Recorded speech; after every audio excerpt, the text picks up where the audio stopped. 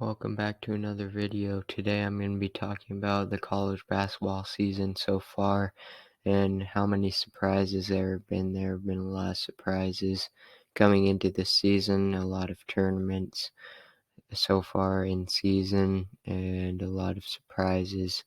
The first team I wanted to talk about is Michigan State, and make sure to tell me in the comments if I forget anybody. The first team I want to talk about is Michigan State, because they were out of the rankings. They're a historically good college basketball school, and they were out of the rankings to start the season, and they started, I believe, undefeated. They got up in the rankings. They're number 13 now or something, and they have a really good team. They have Tyson Walker, they have AJ Hoggard in their backcourt, they have Malik Hall, they have young freshman Jackson Kohler, and they have City Sissoko, or Maddie Sissoko, I know, and they are very good so far this season. They have beaten really good teams like Kentucky. They were very close with Gonzaga and almost beat them, so they definitely deserve to be in the rankings and high up in the rankings to start the season. Another team I want to talk about is the top teams in Texas and Virginia. Virginia got up to number 5, and they are undefeated so far. They won their tournament, I'm pretty sure, and they have some good players. They just have a really good team in general. They play team basketball. They pass the ball around.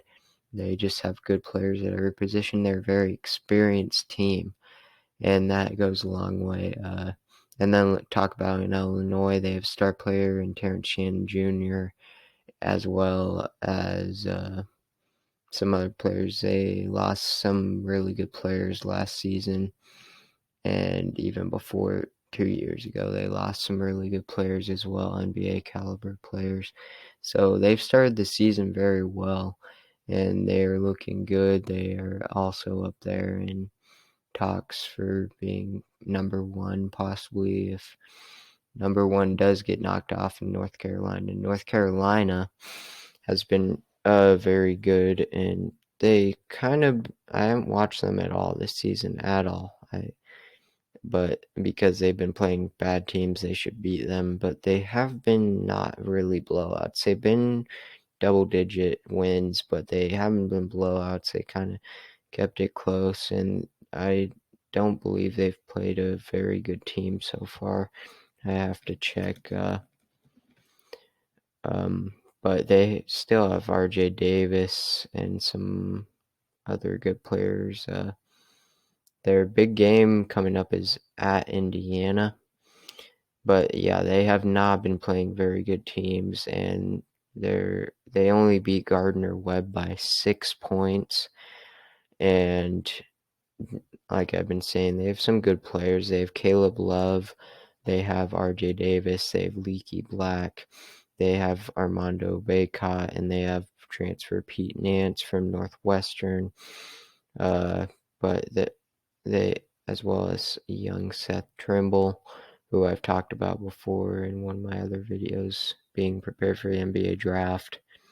North Carolina at number 1, I'm not totally sure. They'll be tested at Indiana, see if they can pull it off. Another team, of course, that I've already mentioned, Gonzaga. Gonzaga is number 6 now. They obviously have lost, or they have lost to Texas, who is flying up the rank. They're number 4 now. Texas is number 4. Gonzaga is number 6. 3 of the 4 games they've played are against currently ranked teams. Of course, when they played Michigan State wasn't ranked. But 3 of the 4 they've played have been very tough games. And they have one more tough game, maybe 2. They do have 2 more tough games. They have 2 more ranked games. They have 1 at Baylor and 1 versus Alabama. Well, they're number 6 right now, so we'll see if Gonzaga can get back up to where they were. Of course, they lost to Texas, which is another team I want to talk about. Texas, it's number 4 right now, and they play some tough games soon. Their big win is against Gonzaga. They blew them out by 19. They have been basically blowing out every other team.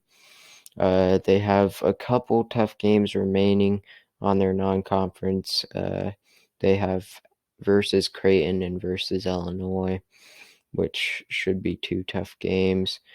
But the Big 12 is obviously going to be a test. They play Baylor and Kansas twice throughout the season.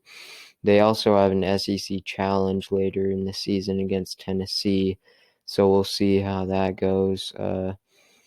But some very good start for Texas as well.